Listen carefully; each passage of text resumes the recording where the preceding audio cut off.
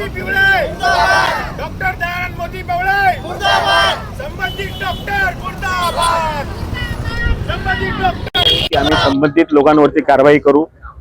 तुम्ही हे जे आंदोलन आहे हे थोडंसं स्थगित करा। उद्या मला वाटतं ते मुख्यमंत्री जे आहेत येणार आहेत तर त्यांच्यापर्यंत पोहोचवण्याचं आम्ही त्यांना निवेदन केलं। नाही तर आम्हाला मुख्यमंत्र्याचा टाइम काढून द्या असं मी त्यांना बोललो आणि त्यांनी असं बोलले की याच्या जे आहेत संबंधित अधिकारी जे आहेत त्यांच्यावरती जो तात्काळ जी काही कारवाई राहील ते तात्काळ करण्यात येईल असं त्यांनी आम्हाला आश्वासन दिलंय। आणि आम्ही त्यांना हे बोललो की जर तुम्ही तात्काळ काही कारवाई जर केली नाही तर आम्ही इथून पुढचं जे आंदोलन आहे ते मिनी घाटी, त्याच्यानंतर आरोग्य संचालक विभाग, त्याच्यानंतर आम्ही पालकमंत्री आणि डायरेक्ट मुंबईला पण जाऊ। कारण की हे एक माता मृत्यू प्रकरण आहे आणि आमच्याकडे एक नवजात शिशू आहे। त्या नवजात शिशूला पाहण्यासाठी कोणीच नाही आहे सर सध्याला। आणि या नवजात शिशूच्या संगोपनासाठी मी सरांशी मागण्या केल्यात की संगोपन, त्याचं शिक्षण आणि पीडित परिवाराला कमीत कमी 50 लाखाची आर्थिक मदत तरी त्यांनी करावी।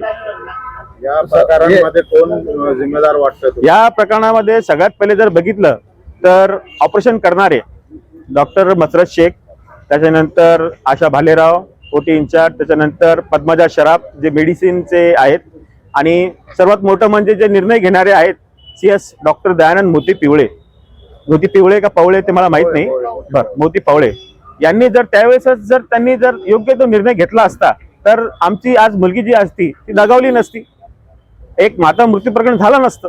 एक 20 वर्षाची मुलगी त्यांनी आमच्याकडून हिरावून घेतली आणि ते जे आहे ते डायरेक्ट त्यांनी त्याच्यामध्ये आम्हाला जे रिपोर्ट भेटलाय पोस्टमॉर्टम रिपोर्ट, प्रायमरी असो किंवा फायनल असो, त्या प्रायमरी फायनल रिपोर्टमध्ये त्यांनी त्याच्यामध्ये असं दिसतंय की सर्जिकली मॅनेज म्हणून असं त्याच्यामध्ये आलेलं आहे। म्हणजे याचा अर्थ असं झालाय की तुम्ही तुमच्या डॉक्टरांच्या चुकीमुळे हे झाले आणि त्याची तुम्ही दखल घेतली नाही। एक CS नात्याने जे तुम्ही जे CS आहेत त्या नात्याने तुम्ही त्याची दखल घेतली नाही। जर दखल घेतली असती तर टायमावरती याचा उपचार झाला असता मुलीचा आणि आमची मुलगी आणि आज मुलाची आई आज जिवंत राहिली असती। या अहवालामध्ये काय निष्पन्न झालेले आहे, समितीने काय निर्णय घेतलेला आहे? सगळ्यात पहिले आम्ही तिथं जेव्हा मृतदेह घेऊन गेलो दिनांक 8 तारखेला, आम्हाला तिथले CSनी आणि डॉक्टर पद्मजा शराफ यांनी आम्हाला आश्वस्त केलं होतं की आम्ही कमिटी नेमू। पहिले त्यांनी तिथलची स्वतंत्र कमिटी नेमली, त्याच्यानंतर त्यांनी हाच जो चौकशीचा अहवाल आहे, चौकशी जी आहे ती त्यांनी जालन्याची केल्यानंतर पण अजून 3 महिन्याच्या वरती झाले। अजून आम्ही प्रत्येक कार्यालयात प्रत्येक याच्यामध्ये जातोय। त्यांनी आमची फक्त इकडून तिकडे हेळसांड केली। पोलीस स्टेशनमध्ये पण गेलो तर ते म्हणतात की अजून अहवाल आलेला नाही, अहवाल अजून गुलदस्त्यातच आहे। डॉक्टर कांचन वांड्रे मॅडम यांच्याकडे आम्ही भरपूर वेळेस गेलो, त्यांनी आम्हाला सांगितलं की हा जो अहवाल आहे आमच्याकडे नाही, तुम्ही मोठ्या घाटीमध्ये बघा। मोठ्या घाटीमध्ये गेलो, ते म्हणतात की जालना घाटीमध्ये बघा। आणि त्याच्यानंतर परवाच्या दिवशी जेव्हा पेपरला जेव्हा बातमी आली की आम्ही जनआक्रोश मोर्चा काढतोय, तेव्हा डॉक्टर कांचन वांड्रेंचं स्टेटमेंट आलं की अजून जो अहवाल आहे, फॉरेन्सिक जो अहवाल आहे तो अजून आलेला नाहीये, म्हणून दोषीवरती कारवाई होत नाही। किती दिवस आश्वासन भेटलं? किती दिवस?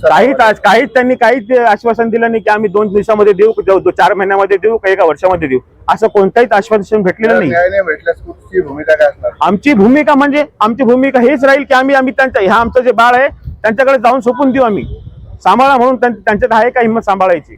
ते सांभाळून बघा म्हणा, 1 दिवस तरी ते सांभाळू शकतात का मुलाला? आईचं दूध ते कुठून आणणार आहे? आईची माया ते कुठून आणणार आहेत? आम्ही इथून पुढे हा जो पहिला आमचा जनआक्रोश मोर्चा आहे, हा ही आमची सुरुवात आहे। इथं आम्ही थांबणार नाही। इथून पुढे आम्ही भरपूर आंदोलन करू, धरणे आंदोलन करू, जनआक्रोश मोर्चे करू।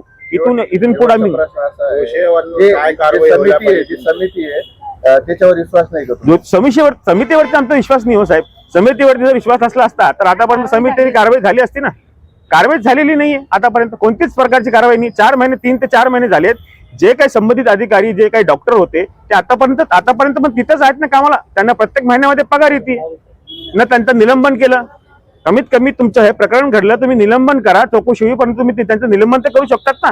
आणि होतात असा प्रकार घडतात, तुमच्यावरती जोपर्यंत चौकशी लागते तोपर्यंत तुमचं निलंबन होतं। डॉक्टरच्या हलगर्जीपणामुळे तुमच्या मुलीचं मयत झालं, त्या डॉक्टरवर काय कारवाई व्हायला पाहिजे? त्यांनी डायरेक्ट बडतर्फ करायला पाहिजे साहेब, त्यांचं डायरेक्ट बडतर्फ करायला पाहिजे आणि त्यांच्या डॉक्टरचं जे लायसन आहे ते डायरेक्ट रद्द करायला पाहिजे। आज आमच्या सोबत झालंय, उद्या दुसऱ्या परिवारासोबत होईल। सर आपलं नाव? माझं नाव अनिल बरसावणे।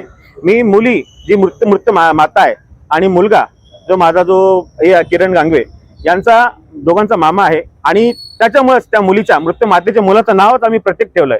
आता या प्रतीकला तुम्ही किती न्याय देतात हे तुमच्यावरती आहे। जर तुम्ही न्याय नाही देऊ शकत तर आम्हाला सांगा, आम्ही आंबेडकरवादी, संत रोहिदासवादी आहोत. आम्ही आमचा न्याय